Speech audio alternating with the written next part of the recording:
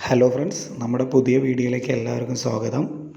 നമ്മുടെ ഇന്നത്തെ വീഡിയോ ഒരു ഡയറക്റ്റ് ഡ്രൈവ് മോട്ടർ എങ്ങനെയാണ് ഫിറ്റ് ചെയ്യുന്നത്, എന്താണ് ഡയറക്റ്റ് ഡ്രൈവ് മോട്ടറിൻ്റെ ഗുണങ്ങൾ എന്നൊക്കെയാണ്. ഡയറക്റ്റ് ഡ്രൈവ് മോട്ടർ എന്ന് വെച്ചാൽ നമുക്ക് പവർ സേവിങ് ആണ്, കറണ്ട് ലാഭമാണ്. ഇപ്പോൾ പഴയ മെഷീനൊക്കെ ക്ലച്ച് മോട്ടറിൽ ചെയ്യുന്നവരുണ്ടെങ്കിൽ അത് നമുക്ക് പുതിയ മോഡലാക്കാൻ പറ്റും. അതായത് ഇന്നത്തെ ജാക്കും ചുക്കിയും ഡയറക്റ്റ് ഡ്രൈവ് മെഷീൻ പോലെ ബെൽറ്റ് ഡ്രൈവ് മെഷീനെ തന്നെ മാറ്റിയെടുക്കാൻ പറ്റും നമുക്ക്. അപ്പോൾ അതെങ്ങനെ ഫിറ്റ് ചെയ്യുന്നു എന്നുള്ളതാണ് ഇപ്പോൾ നിങ്ങൾ സ്ക്രീനിൽ കാണുന്നത്. ഫസ്റ്റ് നമ്മൾ ആ സ്ക്രീനിൽ കാണിച്ചിരിക്കുന്ന ഓരോരോ പാർട്സാണ്. അതിൽ ഫസ്റ്റ് നമ്മൾ ഫിറ്റ് ചെയ്യേണ്ടത് ഈ പ്ലേറ്റാണ്. അതിൽ ഫിറ്റ് ചെയ്യേണ്ടത് അത് 4 mm 2 സ്ക്രൂ വന്നിട്ടുണ്ട്. ആ സ്ക്രൂ വെച്ച് ആ പ്ലേറ്റ് ടൈറ്റ് ചെയ്ത് കൊടുക്കുക. ഫുള്ളായിട്ട് കറക്റ്റ് ടൈറ്റ് ചെയ്ത് നിർത്തണം. അത് നമുക്കൊരു ബീഡിങ് പോലെയാണ്, മോട്ടർ വയ്ക്കുന്നതിന് മുമ്പ് ചെയ്യുന്നതാണ്. സ്ക്രീനിൽ ആദ്യം നമ്മൾ കാണിച്ചത് എന്താണ് ഒരു ഫുള്ളായിട്ടുള്ള സെറ്റ് വന്നിരിക്കുന്നത്, പീസായിട്ടായിരിക്കും വരിക. അതിനുശേഷം ഇതൊരു മാഗ്നറ്റാണ്. അതായത് നമ്മുടെ ഇന്നത്തെയൊക്കെ മോട്ടറുകൾ, ഇപ്പോഴത്തെ ഡയറക്റ്റ് ഡ്രൈവ് മോട്ടറുകൾ ഇലക്ട്രോ മാഗ്നറ്റിക് സിസ്റ്റം എന്ന് പറയും. അപ്പോൾ അത് കാന്തമാണ്. അതായിരിക്കും നമ്മൾ കറക്റ്റായിട്ട് വെച്ച് അതിൽ സ്ലോട്ടുണ്ട്, അതിലും 2 അലങ്കി സ്ക്രൂ വരും. ആ സ്ക്രൂ വൃത്തിയായിട്ട് ടൈറ്റ് ചെയ്ത് കൊടുക്കണം നമ്മൾ.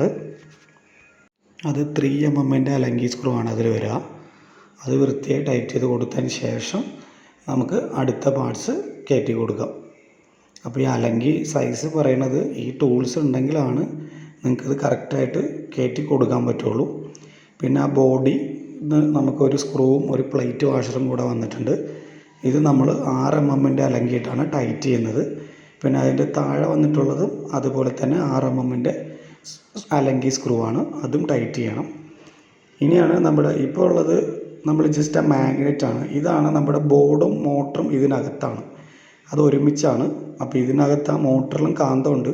അപ്പോൾ നമ്മളതങ്ങ് ചേർത്ത് വെച്ച് കൊടുത്താൽ അത് കറക്റ്റായി ആ ബോഡിയിലോട്ട് ഒട്ടിയിരുന്നോളും. പിന്നെ ഇത് ടൈറ്റ് ചെയ്യാൻ വേണ്ടിയിട്ട് നമുക്കൊരു 3 സ്ക്രൂ ഉണ്ട്. അതിന് മുമ്പ് ഈ വൈറ്റ് ആ കോളർ നമ്മൾ അതിൻ്റെ ഉള്ളിലോട്ട് കറക്റ്റായിട്ട് വെക്കണം. അത് ആ മോട്ടറിൻ്റെ അലൈൻമെൻറ്റ് കറക്റ്റാക്കാൻ വേണ്ടിയിട്ടുള്ളൊരു പാർട്സാണ്. ഈ മോട്ടർ ഫിറ്റ് ചെയ്ത് കഴിഞ്ഞാൽ പിന്നെ നമുക്കതിൻ്റെ ആവശ്യമില്ല. അത് നിങ്ങൾക്കിപ്പോൾ സ്ക്രീനിൽ കാണാൻ പറ്റും അതെങ്ങനെയാണെന്ന്.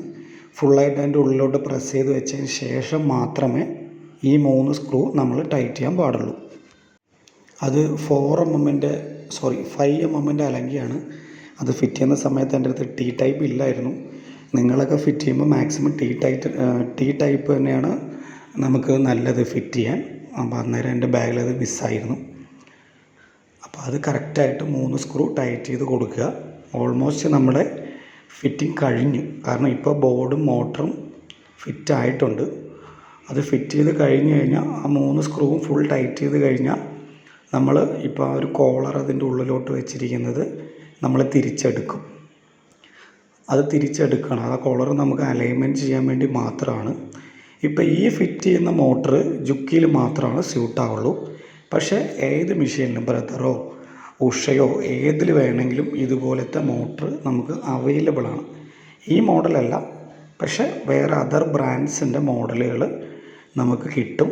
അത് നിങ്ങളുടെ വീട്ടിൽ ബെൽറ്റ് ഡ്രൈവ് മെഷീനൊക്കെ ഉണ്ടെങ്കിൽ അത് ഇതുപോലെ മാറ്റിയെടുക്കാൻ പറ്റും നമുക്ക്. കൂടാതെ കറണ്ട് ലാഭമാണ്.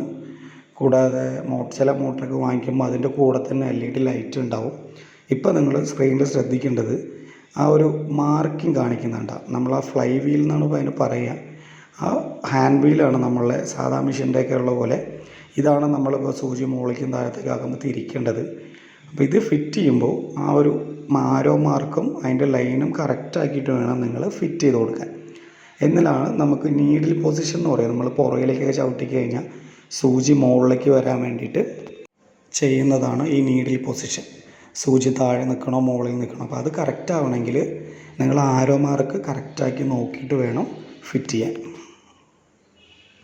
ഇതിൽ വരുന്ന അലങ്കി സ്ക്രൂ 2.5 ആണ് കേട്ടോ.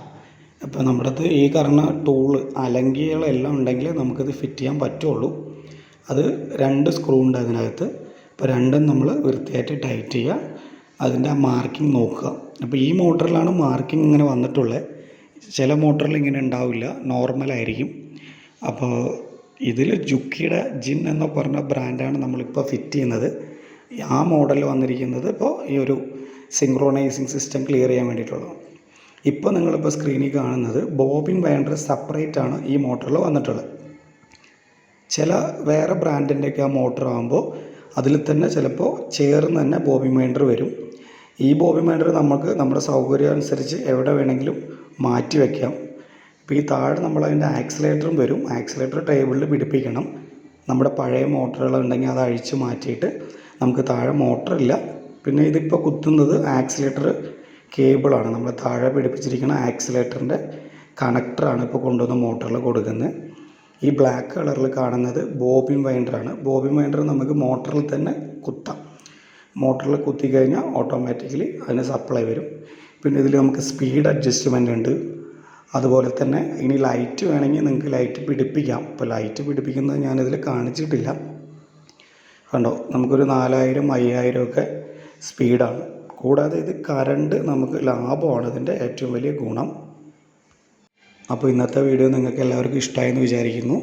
വീഡിയോ ഇഷ്ടപ്പെട്ടാൽ എല്ലാവരും സബ്സ്ക്രൈബ് ചെയ്യുക, ലൈക്ക് ചെയ്യുക, കമൻറ്റ് ചെയ്യുക. Thank you.